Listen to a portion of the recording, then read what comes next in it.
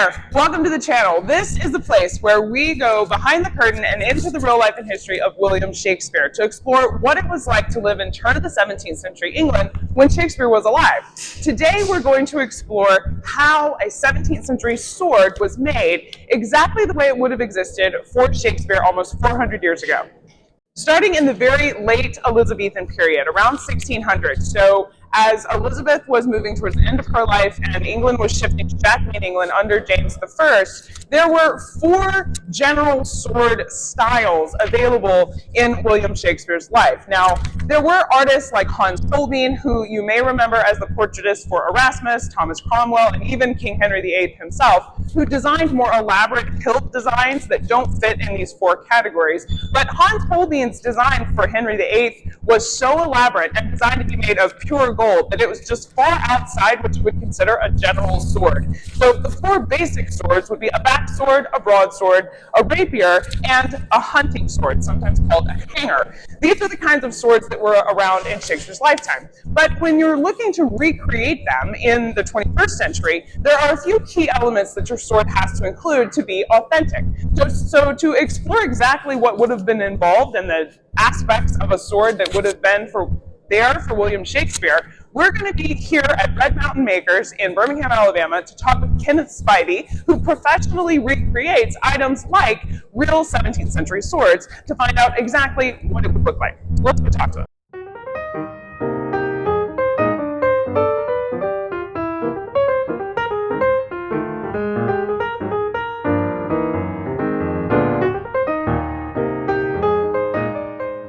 So this is Kenneth Spivey. He professionally makes 17th century swords, among a whole lot of other things too, right, Kenneth? So what are some of the things that you've made? Well, I make all types of historical crafts and arts. And it goes all the way back from ancient times all the way up to current times and even beyond. I work a lot on movie props and movie sets as well. So I also make canvas pieces quite often.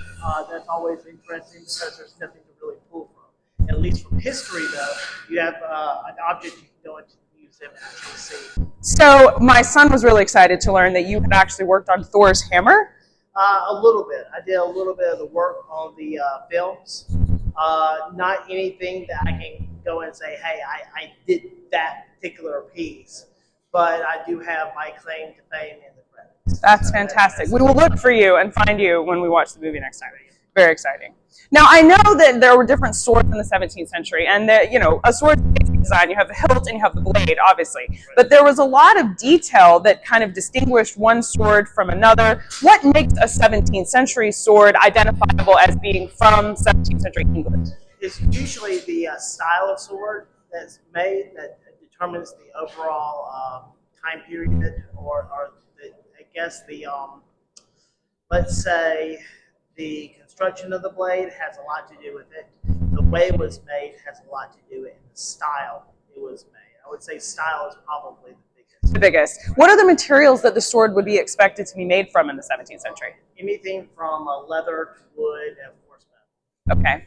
And were there different purposes? I mean, a rapier is one that we're familiar with from our show. We've covered different styles of stage fighting in Romeo and Juliet. Specifically, the rapier plays a big role. But obviously, a broadsword would have a completely different use. What were they using swords for? There was a number of different things that you would use swords for back in those days.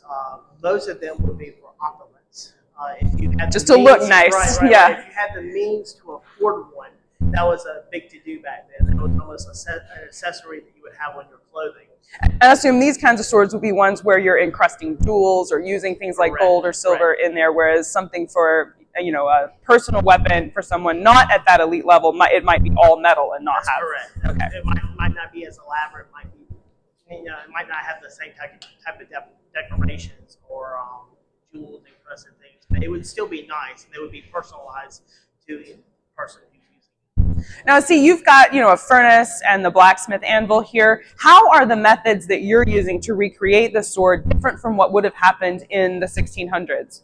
Well, in the 1600s, they would have to go out and get their metal, and that would usually come from trading pieces and parts of metal, or having to create their own metal, making a furnace, melting it down to a balloon, compressing that balloon to squish out any of the impurities, and then finally you'll get a piece of wrought iron that then would be worked into a blade. The methods I'm using now is I'm going out to a steel yard and I'm getting steel in bar form. So I have very little work to do. You didn't have to do the smelting No, yourself. I didn't have That's to do that. nice. Yeah. That's nice, and I know exactly what type of steel I'm using. Okay. So in the one that you're going to show me today, what should we be looking for to say these are the aspects you included so that it would be authentic in a 17th century setting? I would say that the fact that it's hand forged. Okay. Anybody can go out and get a sword today, and those can be mass produced. They're usually cut out pieces of metal in the shape of a sword, and then those are usually ground down into shape. The type of sword that I'm going to be doing today is going to be forged into shape, so that's really the difference. Well, we are really excited to see this happen, so let's see what this looks like. In the 17th century, or really any century, the first step for making a sword is getting the metal.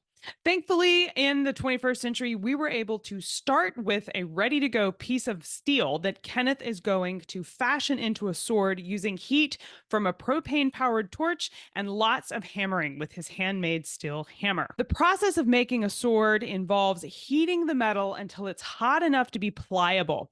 Then you put it on an anvil and hammer it with a metal hammer until it adopts the shape that you want it to be for the final sword. Now, this process is very slow because the metal doesn't move quickly. When you watch him shape it, hammering at it shapes the metal a lot like pressing on really thick Play-Doh. The metal does move and bend and shape, but it's incredibly slow, and you have to reheat it once it cools down to a certain point. So it's a series of very repetitive processes where you're heating the metal, hammering it, then heating it again, all taking tiny little steps over and over again until the blade is the shape that you want it to be. The hilt goes through the same series of heating and hammering to turn it. Now, there are some pliers involved in twisting the metal to get those more intricate shapes once you get to that point, but it's the same incremental steps. And from this video, it looks like it's easy and like he's just hammering away at the metal, but it takes skill and care to be able to shape the metal without breaking it. And to be able to watch the colors of the metal so that you know when it's cooled off enough that you need to stop hammering and go and heat it again. There's a real craftsmanship to making this into a final sword. Now, for Shakespeare's lifetime, this process would have been completed by a team of experts, all working for a main blacksmith, but he would have had assistants or apprentices that worked with him and did different parts of the assembly. They would have also used a coal-fired forge instead of a propane forge, and they would have been working completely by hand. There would have been no electric tools whatsoever. And a sword like this one would have taken months to complete.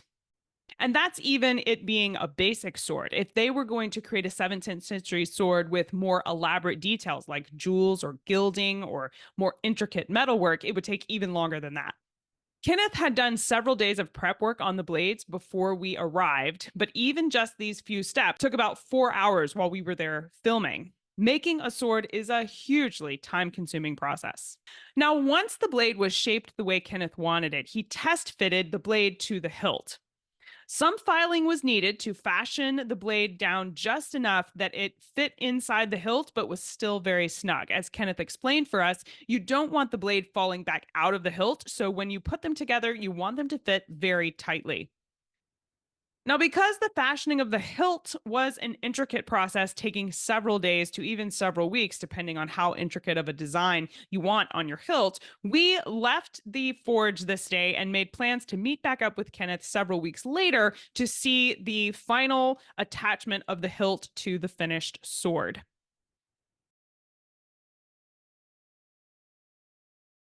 It was beautiful to get to see, and voila, here you go. This is a finished example of a 17th century street weapon. This weapon would have been used by a man who was carrying it as an everyday sword. This was a self-defense weapon that you would have carried to keep yourself safe on the streets of London.